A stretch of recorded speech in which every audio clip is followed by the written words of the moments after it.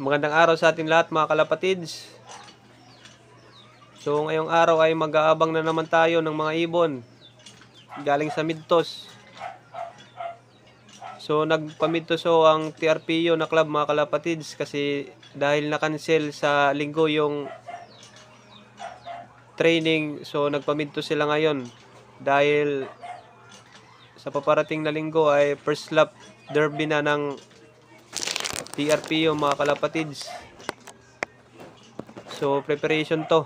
Maganda to kasi nagpa-Midtos yung club natin.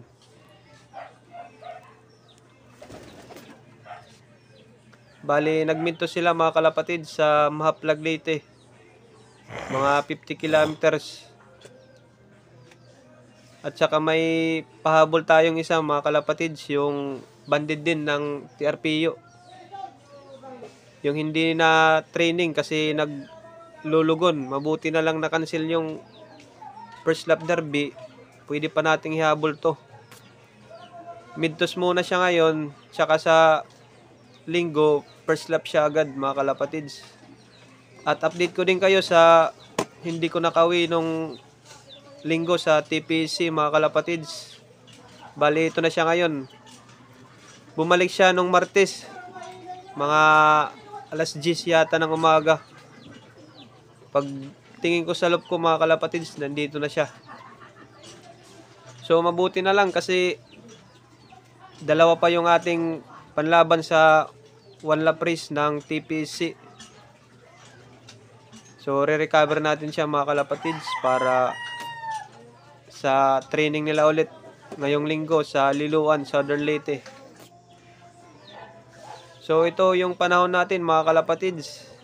Maganda naman. So bali nag-release ang TRPO ng 6:05 mga kalapatids.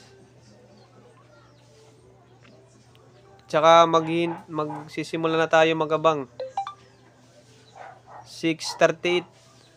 So mag-aabang na tayo mga kalapatids. Malapit-lapit na yon.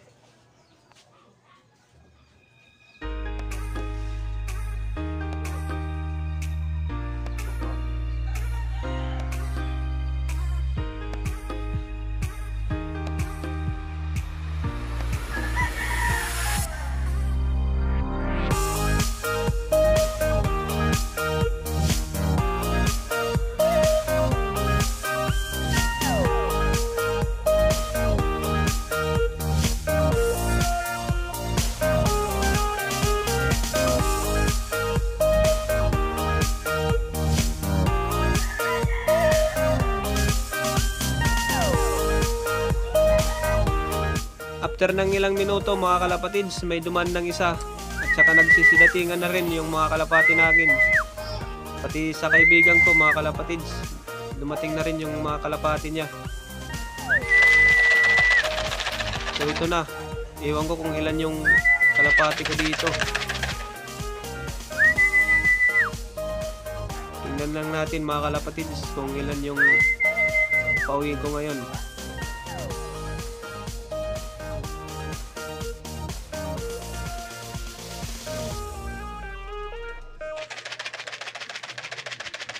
Yun, may isa na. Yung blue bar. Tatlo na sila mga kalapatids. Apat na yung nakauwi kong kalapati mga kalapatids. Ito na yung isa, bumabagad. Saka ito pa yung white plate natin.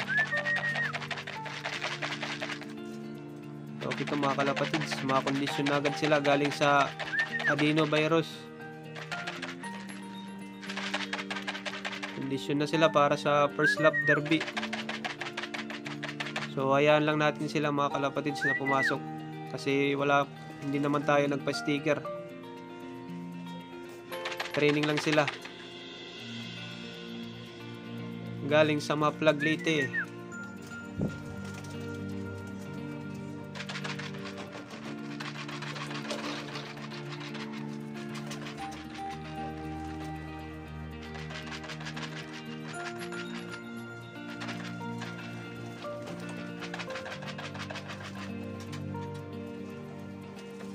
So ito na nga mga kalapatids, naghihintay na sila sa kanilang pagkain. Bali, salubong ko sa kanila mga kalapatids sa mani. Nandun pa yung isang ibong ko, yung blue bar. Palagi siyang pumupunta dun sa gutter mga kalapatids. So anuhin ko muna siya mga kalapatids para hindi siya uminom dun. Tataboy ko muna. So bali, hindi muna ako pumunta doon mga kalapatids kasi may paparating pa tayong isa. Yung pahabol natin sa training.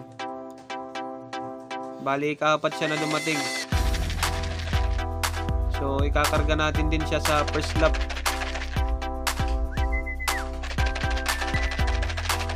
So palisin ko muna sila doon mga kalapatids para pumasok agad. So andito na sila lahat mga kalapatids. Bali ito yung pahabol ko. Pinakabata yan sa kanila, mga magpa 5 months pa lang yata yan.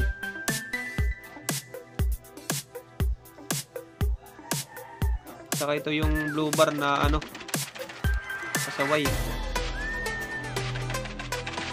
Maganda ito mga kalapatids. Yung bloodline nito, yung pasok Victor Lim din, saka yung apo ng 4th overall mga kalapatids. Bali may pasok siyang champion. So maganda kung manalo din to. Ito yung pasaway kong blue bar. Pasukin muna natin mga kalapatids. Palagi itong umiinom sa may gutter, kaya mahirap papasukin.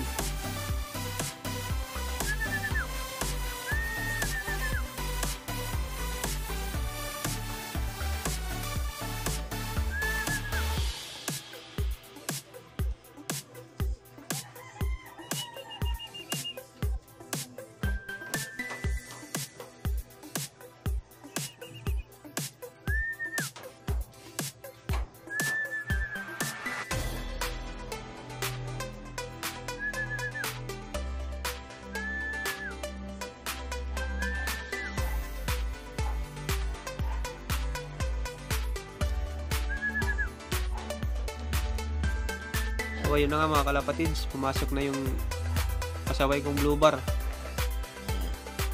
So bali, kumpleto tayo ngayon.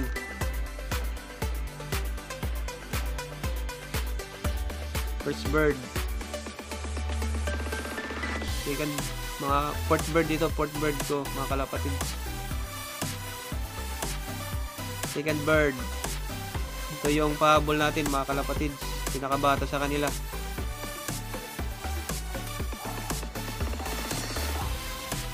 Ito yung pasaway.